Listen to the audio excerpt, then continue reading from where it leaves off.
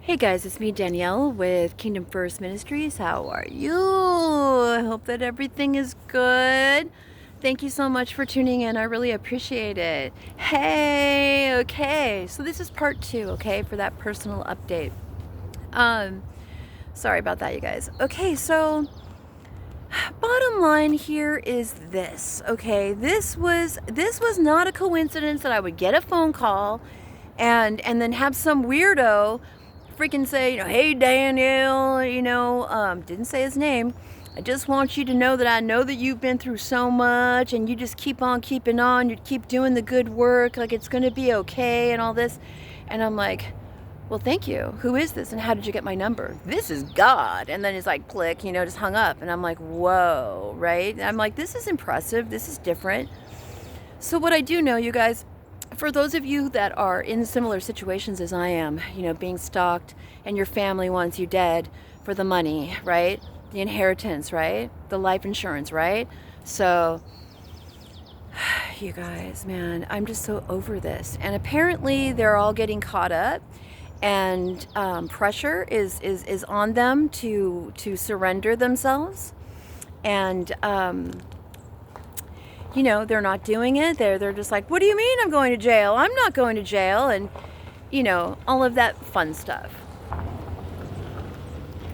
So, but meanwhile, they're still doing their magic. They're still doing the bibbity bobbity boo. They're not stopping. It's like they're addicted to it, right? They don't know what else to do.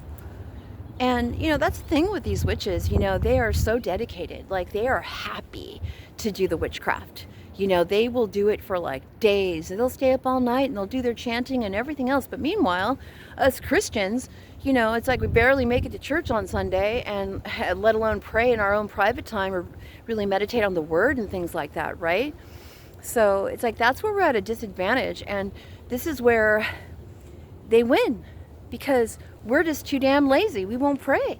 It's amazing. We won't even get up at 12 o'clock to pray when we know that's when they begin. I can't tell you how many times I've stayed awake from the 12 o'clock hour to the 3 o'clock hour because I knew what they were doing. And I'm like, no, I'm going to be creating. So I'd be like grinding on videos or whatever, doing something productive with my own energy, not letting them have access to it. So how have I been feeling? Well, I'm feeling okay. I'm feeling okay, but I know that they were doing the sex magic again because I started feeling a little hammy. I'm like, what? Again? Like, I'm so over it. Like, why don't they just stop already? Like, but no, they don't want to. So, if it takes all these people, you guys, a whole gang of people, right, to come against us, to try and take our lives, to smear us, to do crazy things like posing as fake people online and having weirdos call you. And that was another thing that I was, Tiffany, the intuitive one, I love her so much. She was like, they're going to start calling you.